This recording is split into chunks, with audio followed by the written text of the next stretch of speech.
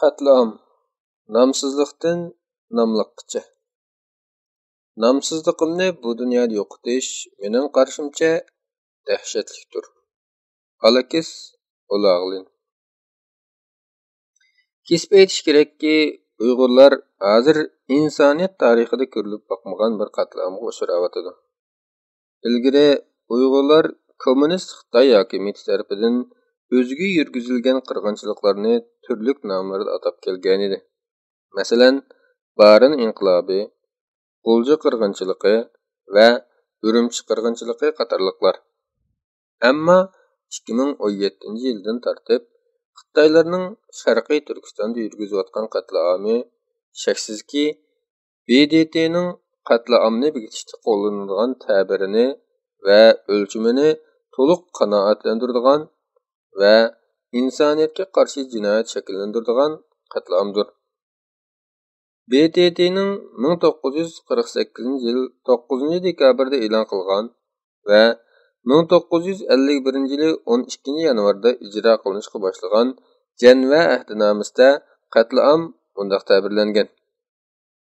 Qatlam ma'lum davlatlik, etnik, irqiy yoki diniy guruhini to'liq yoki qisman holda maqsadlik vayron qilishni ko'zlagan tövəndəki harakatlarni ko'rsatdi. A. Ushbu guruhning a'zolarini o'ldirish. B.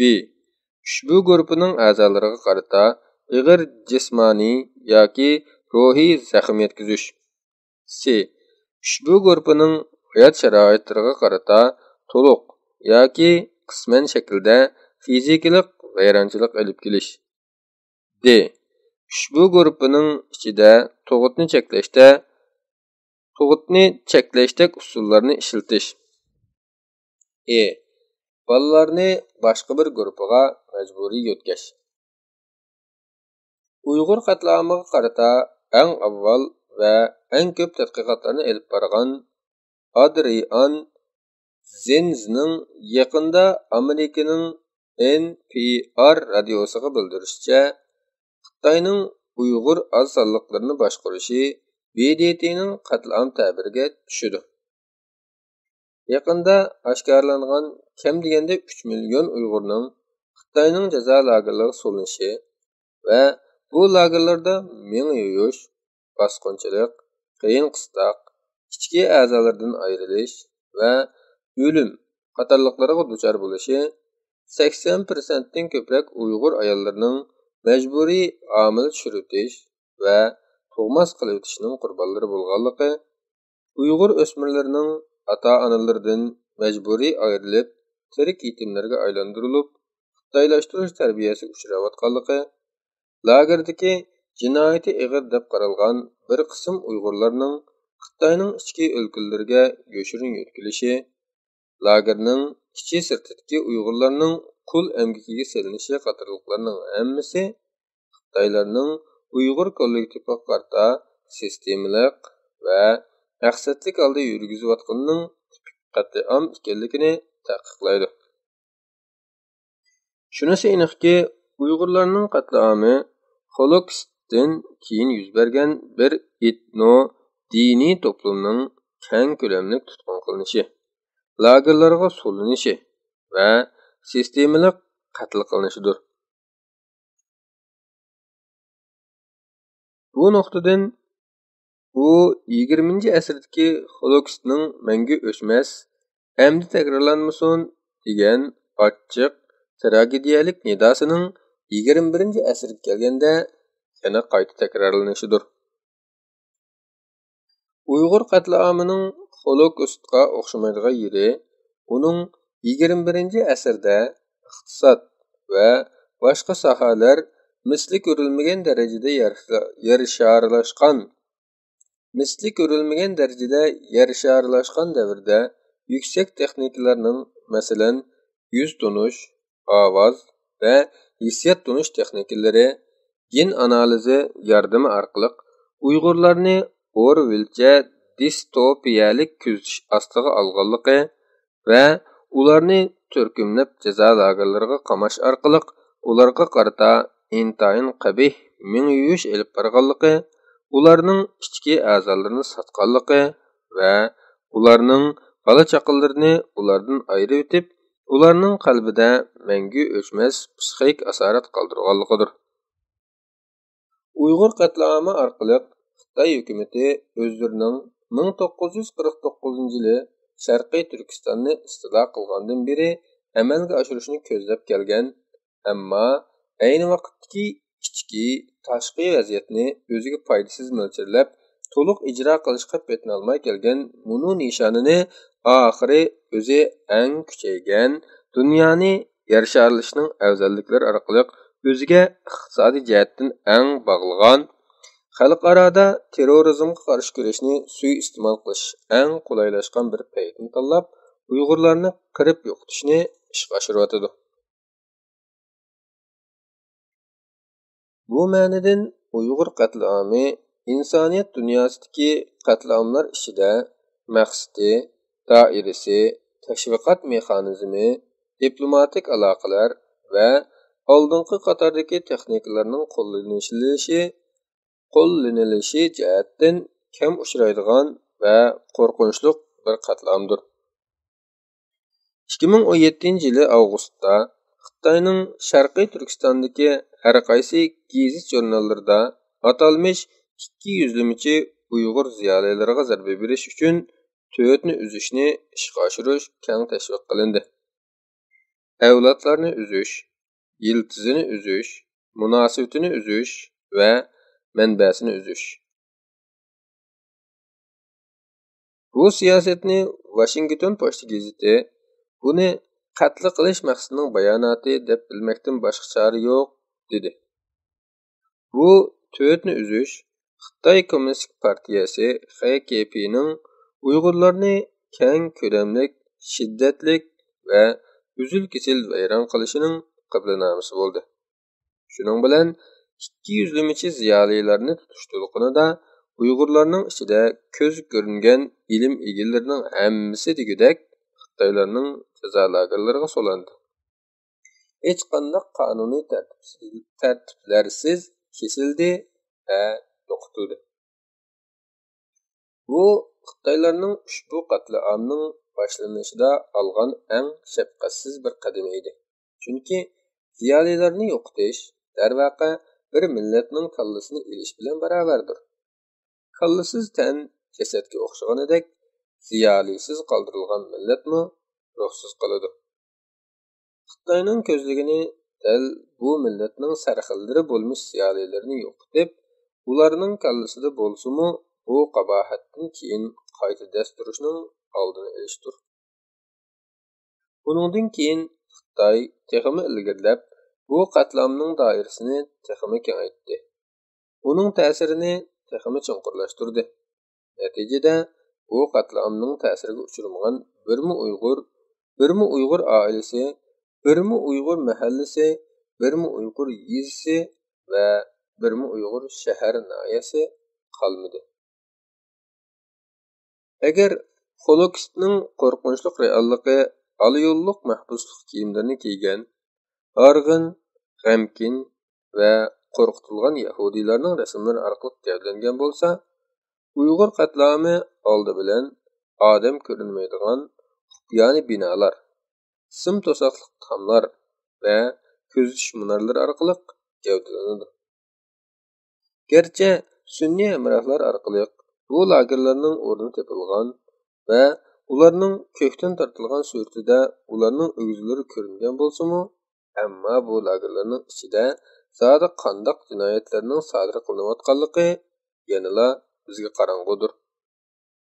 Shundami Uyg'ur va Qozoq qatlam amonchilarining sonining shu qadar oz bo'lishiga qaramay, bergan guvohliklardan shu nuqta barg'ansir ayon bo'layotidiki, Sharqiy Turkistondagi Uyg'urlar, Qozoqlar va boshqa turkiy tilli xalqlar uchrayotgan bu qatlam intayin qo'rqinchli shaklda olib berilyotidi.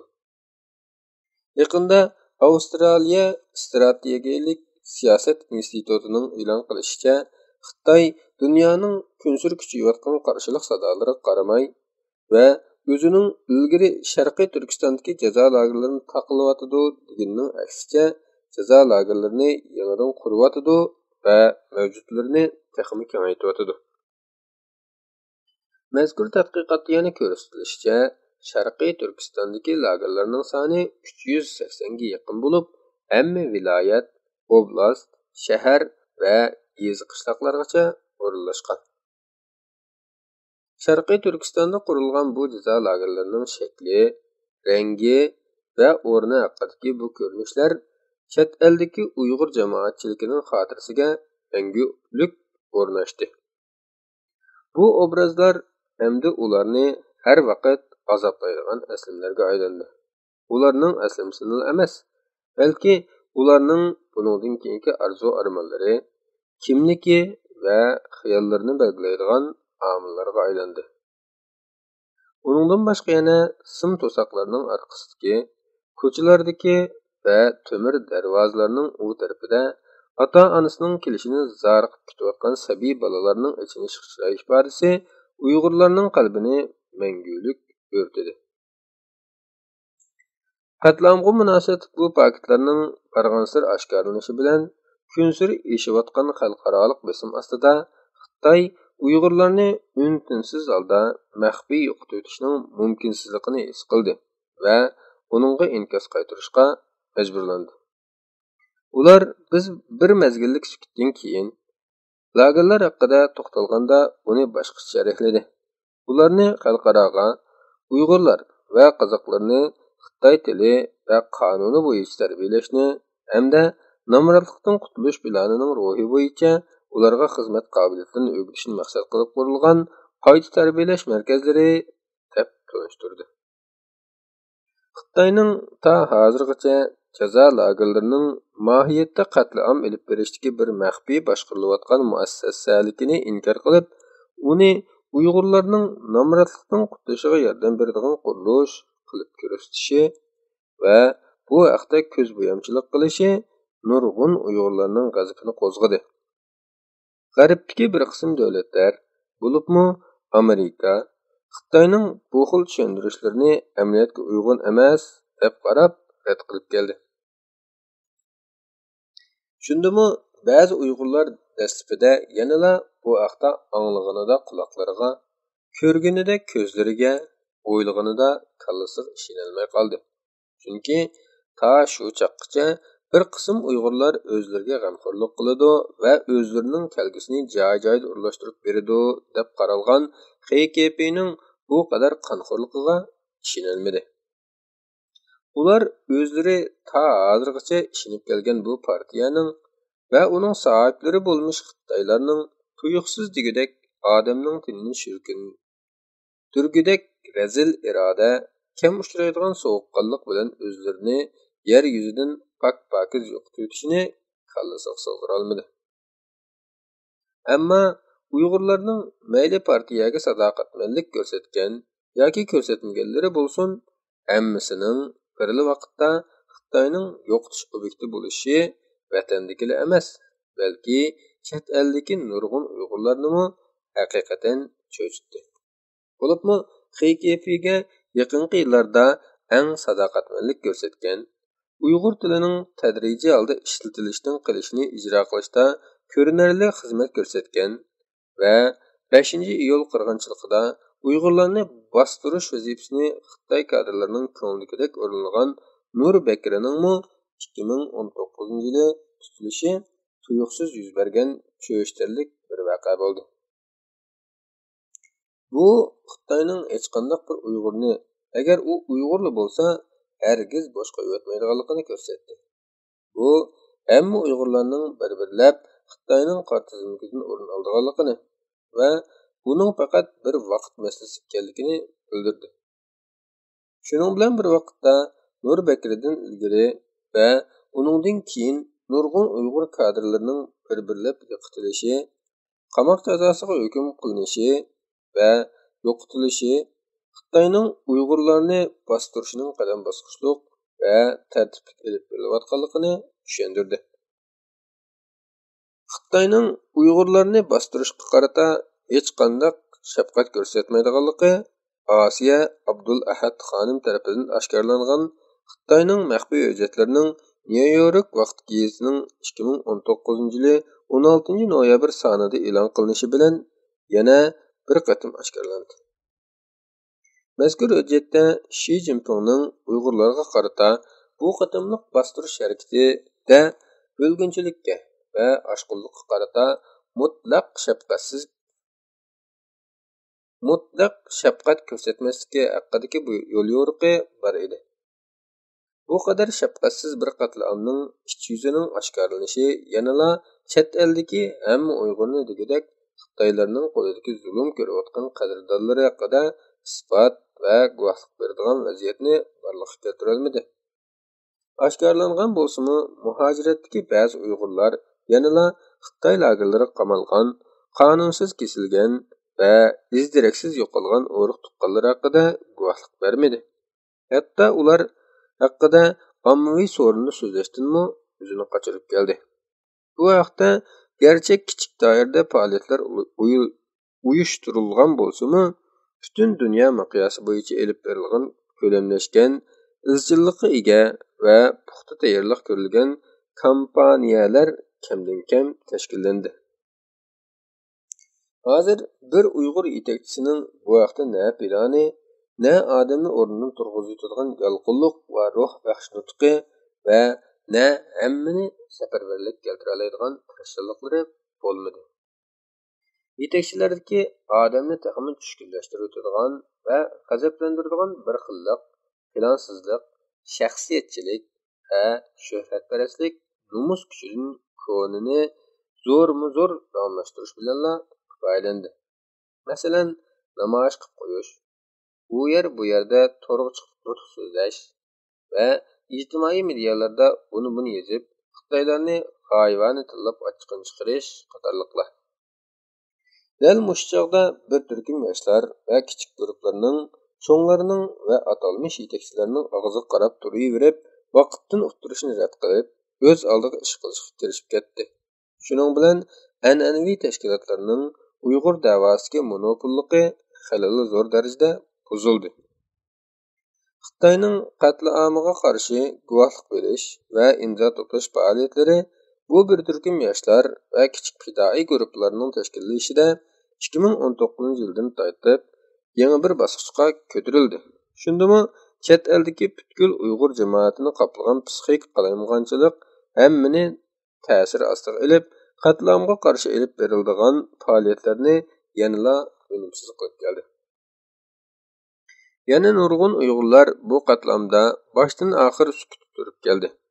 Sukutning orqasida albatta kallaning chunqur-chunqurlariga o'rlashgan qo'rqinch bor edi. Bu qo'rqinch bir tarafdan Xitoylarning uzoq yillik qo'rqitib, ürkütib va qisasxo'rlik bilan boshqarishidan manbalangan bo'lsa, yana bir tarafdan shunday sharoitda insonning ongsizlikdagi o'zini qo'llash mexanizmidan manbalangan edi. Ruh analiz ilmida o'zlik qo'g'danish mexanizmi ongsiz mexanizm bo'lib, qabul qiluvsiz yoki yoshirin ziyonli qadiqtiruvchidan kelib chiqadigan andishini azaytishni ko'zda tutadi. Masalan, ishda xo'jayinidan dashnam ishlatgan bir xizmatchi uyga qaytib kelib ayoliga yoki bolasiga vaqirab ketadi. Chunki ularga vaqirash xo'jayiniga vaqirashga qaraganda ko'p bexatardir. Shu orqali bu xizmatchi xo'jayiniga bo'lgan qo'rsoq ko'pikini boshqalardan elish orqali bu vaqtdagi andisini yengillatadi. Bu bir qism Uyg'urlarning Xitoylardan ololmagan o'chini o'zining qarindoshlaridan elishiga o'xshaydi.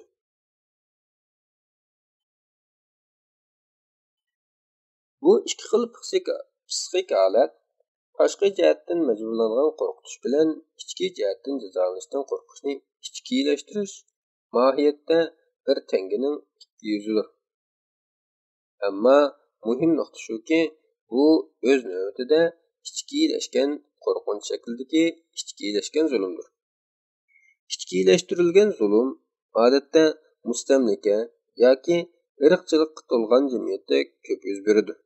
Buningda ezilguchi guruhining zulm qilguvchi guruhining zulm qilish metodlarini o'ziga qarshi ongsiz va hatto ba'zida angliq qo'llanishini ko'rsatadi. Bundoq ezilguchi o'zini kamsitish orqali o'zining nazarida yuqori darajada turadigan va hurmatlanadigan guruhiga o'xshashlashish istigini qondiradi. Bu ma'lum bir guruhga uzoq mezgil izlash o'rnida turgandan keyin ezgichilarning o'zlari haqidagi kamsitishlarni va bir taraflamaliklarni ichkilashtirishni, ularni qabul qilishni va o'ziga va o'zi bilan bir guruhdagilarga baho berishning o'lcham qilishini ko'rsatadi. Bu oxirida ularning o'ziga qarata salbiy qarashini va o'zining sho'rpeshanligini o'zidan ko'rishini keltirib chiqaradi. Masalan, ba'zi Uyg'urlarning nihoyatda dabdaba yoki o'zini kamsitish bilan Uyg'urakning qo'lidan ichish kelmaydi deyishi mohiyatda ularning Xitoyning Uyg'urlarning qo'lidan ichish kelmaydi deydigan kamsitishni qabul qilib, uni ichkilashtirib olganligining mahsulidir. Bu yana o'z atrofidagilardan dardini elish, zulm qilg'usini angsiz do'rash orqali g'urursizlanishga qarata psixik tangpunlikqa erishmoqchi bo'lish va o'z ishidan zulm qilg'uchi va qilinuvchilik qurilmasini qayta barpo qilish orqali o'zaro to'qinish qatorliq qilmishlarni o'z ichiga oladi. Bu Uyg'urlarning hozirgi holatiga uyg'un keladi. Buningda kollektiv g'ururi dafsanda bo'lgan millatning a'zolari buningdan keyin kelib chiqqan g'urursizlanish tuyg'usiga qarata psixik tangpunlikqa erishish uchun ichki qismda bir-biri bilan bo'lgan jidal majroni ulg'aytish orqali bir-biridan dardini oladi va bir-biriga g'ururini ko'rsatib qo'yishga ziyoda berilishdak benormallikni oshkorlaydi. Bu haqda kitobimizning keyingi qismlarida yana manbalangan aman qilish zihniyati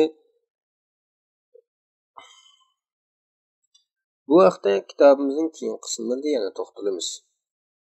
Agar biz bu Uyg'urlarni kuzatsak, shuni bayqay olamizki, qo'rqinchdan manbalangan aman qilish zihniyati ularning qarshiliqining uzil-kesil va uzunga so'zilgan bo'lishining kamchil bo'lishidagi asosiy omillardir.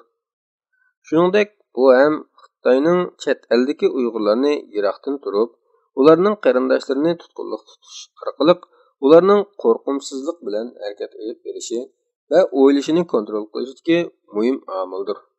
Bu ma'nodan ular ya bir tarafdan butkul Uyg'urlarning kelayotgan qirg'inchilikni faqat o'zining oilasiga kelayotgan zulmga qaraytib tushunib oladi, yoki uni butunlay ko'rmasga salolaydi, yoki texim murakkab ma'nodan o'zining va oilasidagilarning boshiga kelgan zulmning to'g'ri ekanligini ko'ngli tahqiqlayoladi.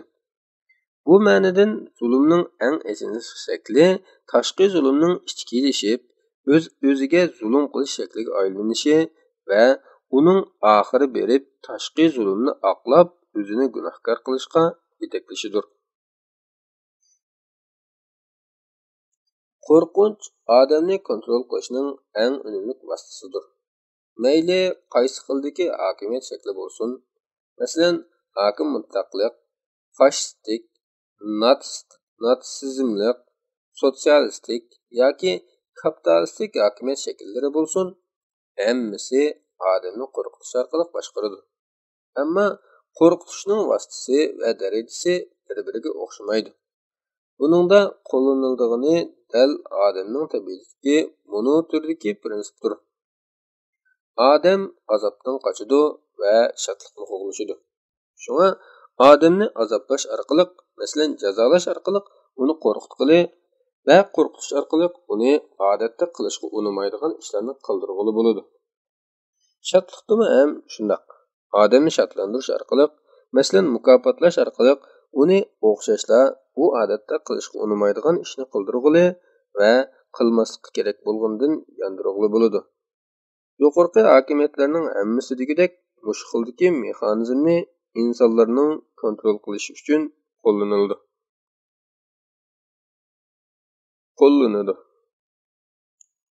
Demak, Xitoyning ilgari Uyg'urlarni qo'rqitib boshqarishi bu qatimliq qatlam yuz bergandan keyin texmi yuqori pallaga chiqdi. Chet eldagi Uyg'urlarmi buningdan mustasno qolmadi. Xitoyning Uyg'urlarga hatto ularni qirib turibmi selayotgan qo'rqinchni tövəndəki ziyoratdan bilib olish mumkin.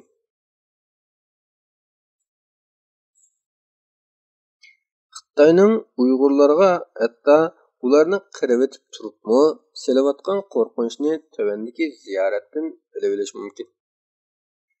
2 oy ilgari BDT va Yevropa Birligi rayonida Şinjanning ba'zi tekshirishlarni ilib berdi. Hamda mening shahrim bu tekshirishlarga tanlandi. Men ularning nurg'un kishilarni qo'yib berganligini, chunki ularning Xitoyning Uyg'urlarga nimalarni qilayotganligini yoshirish maqsadining borligini bilaman. Mening onam qo'yib berilganlarning biri bo'lishi mumkin. Ammo men bu xabarning rostligini jazmlashtira olmayman. Chunki men uning bilan aloqalashishdan iborat bu xatarga tavakkul qilishni xohlamayman.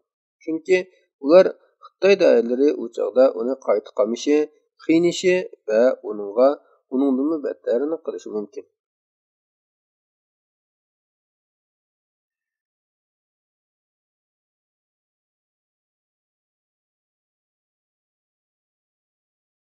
Sükut ko'p hollarda Sharqiy Turkistondagi va chet eldagi nihoyatda nurg'un Uyg'ur uchun ta hozirgacha o'zini qo'g'dash mexanizmi bo'lib kelgan bo'lsa-mu va mushu orqali ular Xitoy bilan qarshilashishdan voz kechib kelayotgan bo'lsa-mu, Uyg'ur qatlami yanala Xitoyning aslidagi plani bo'yicha davomlashaverdi. Bu qatlam so'zlagannimi, so'zlamay sukut turgannimi faqat Uyg'ur bo'lsa-la oyab qo'ymadi. So'zlamaganning o'ruq tuqqanlari so'zlaganning kerakla jazolanaverdi. Yoki uning jazolanishi faqat bir qancha kungacha yoki oygacha kechikdi. Xolos. Oxirida so'zlagan bilan so'zlamaganning farqi qolmadi. Chunki Xitoyning nazarida Uyg'urlarning farqi yo'q. Ular faqat qidilsila bo'ladi.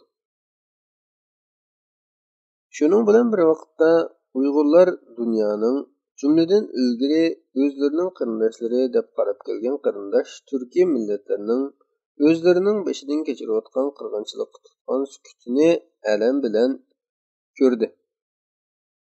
Yotning sukuti yondan o'tsa, o'zining jondan o'tdi.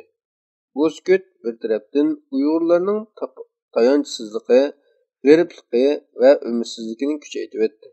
Yana bir tarafdan bu ba'zi Uyg'urlarning o'z xalqi ustida ilib berayotgan qirg'inchilikqa o'zining tutayotgan sukutini yoshirish orqali bo'ldi. Yoshirun aqlash bo'ldi. Bu ikki sukutga, ya'ni dunyoning bu qatlamini tutgan sukuti bilan ba'zi bir qism Uyg'urlarning o'zining millatining boshiga kelayotgan baloyi ofatlik bu qirg'inchilikqa tutgan sukutiga Xitoyning lagerlari va turmalarida beshiga kelayotgan qora qismat haqida zuvonni so'zlayolmay, sukutga, ehtimol mangulik sukutga mahkum qilingan Uyg'ur qatlami birlashib, odamning kunini shurkandirgidek jimjitlik paydo bo'ldi. Lagerlar va turmalarda sukutga patirilgan ashu Uyg'urlar, chet eldagi bir qism Uyg'urlar, Sharqiy Turkiston va boshqa joylardagi Xitoylarning va butkul dunyoning degidek o'zlarining boshiga kelayotgan kulfatlarga sukut qilayotganligini bilmaydi. Ular faqat lavlarini unsiz midiriltib, kimlardandir umid kutadi. Birarining o'ttirg'i chiqib,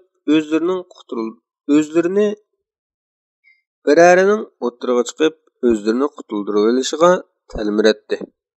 Jimjitlikning mo'jiz kabi buzilishiga sariqatdi.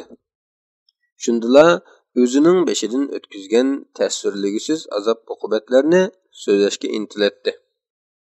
Chet eldagi nurg'un Uyg'ur uchun dunyoning sukuti ularga qattiq alam qildi. Ularni chunqur umidsizlikka g'arq qildi.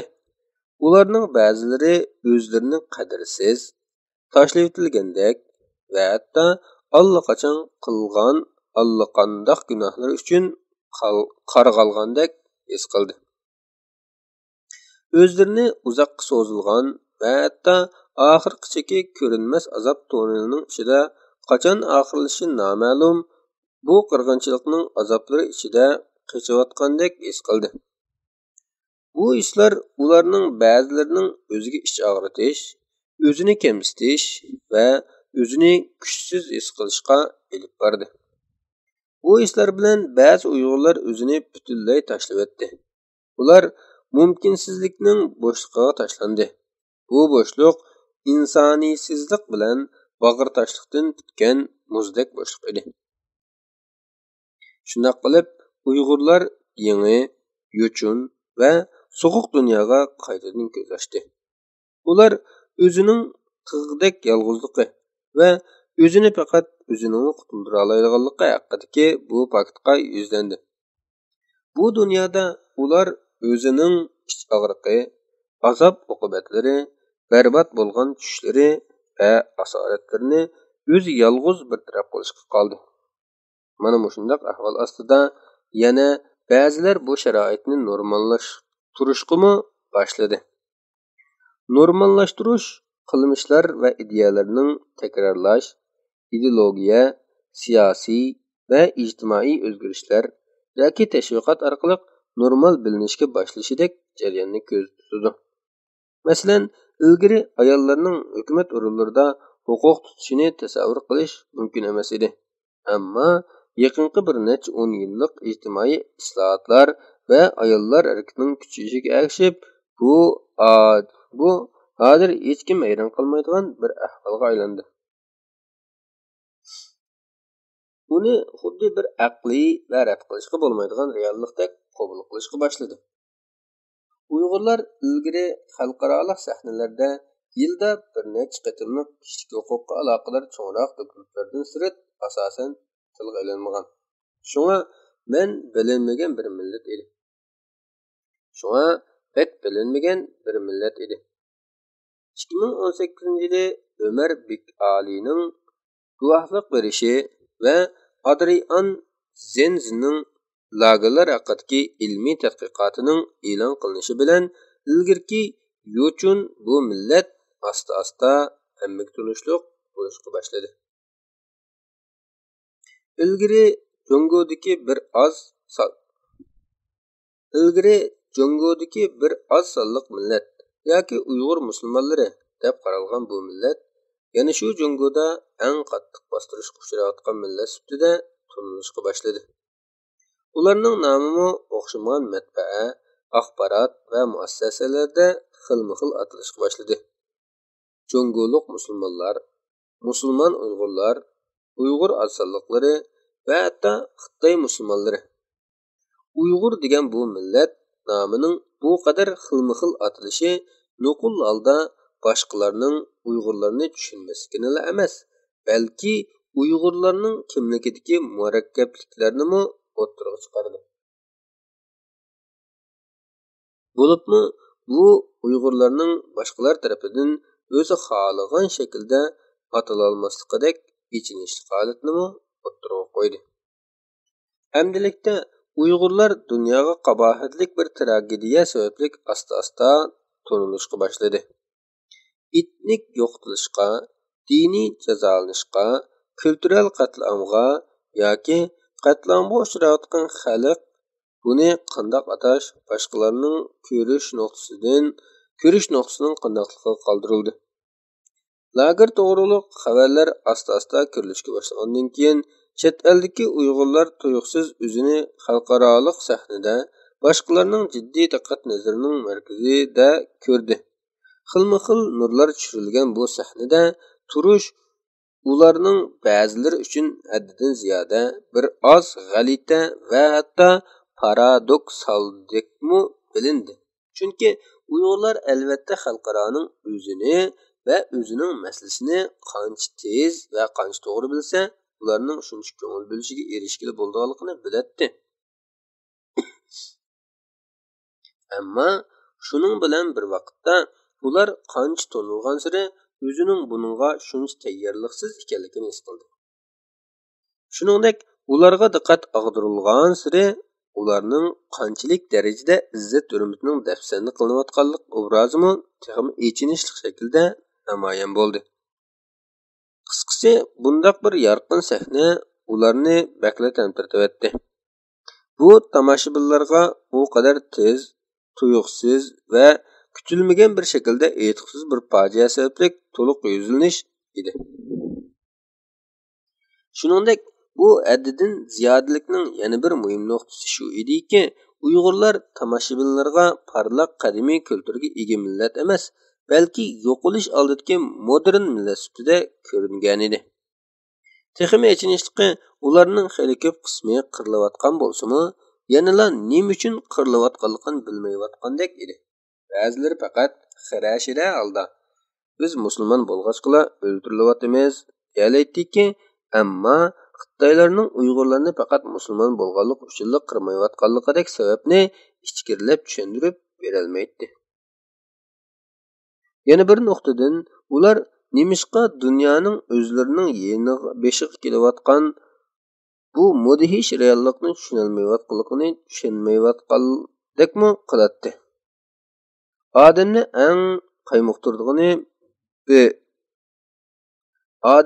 eng qaymoqtiradigan bir yeri, gerçi bu sahnada Uyg'urlar ko'z oldida o'zini kuzatayotgan millionlarcha tomoshabinlarning borligini bilsa-mu, ammo ularning mutlaq ko'p qismi degidek, ularning ko'z oldida qirilishiga sukut qilayotgandek edi. Ya'ni ularning ko'p qismi degidek parvosiz tomoshabinlar edi.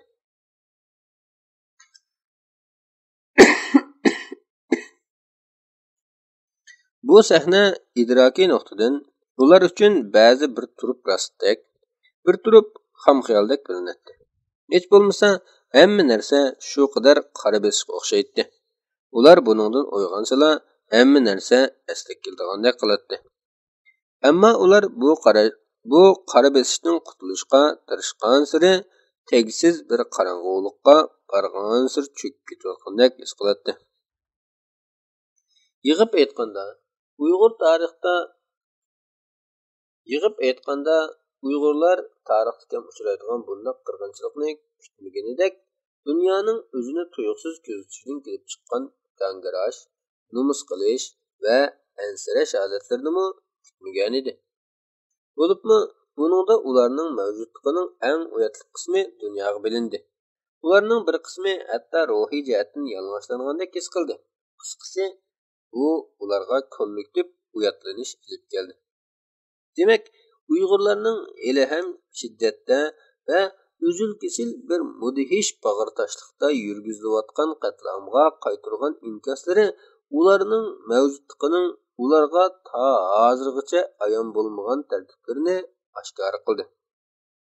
Shuningdek, ularning buningdan keyingi mavjudligini, kimligini, boshqalar bilan bo'lgan munosabatini va dunyoni tushunishini ular his qilolmagudek darajada o'zgartib etdi. Qatlam tajribasi ularning vujudidagi ham parlaq, ham xunuk, ham buyuk, ham pastkash taraflarning hammini o'ttirib chiqardi. Qorong'uligi va xunukligi bilan bu tajriba ularni yo'qotmoqchi bo'lsa, yorug'ligi va yuksakligi bilan ularga yashash jur'atini ato qildi. Ularni vayron qilgan narsa shuning bilan bir vaqtda ularni yashashga undadi. Shu orqali ularning insonligining kirzislik ma'nosini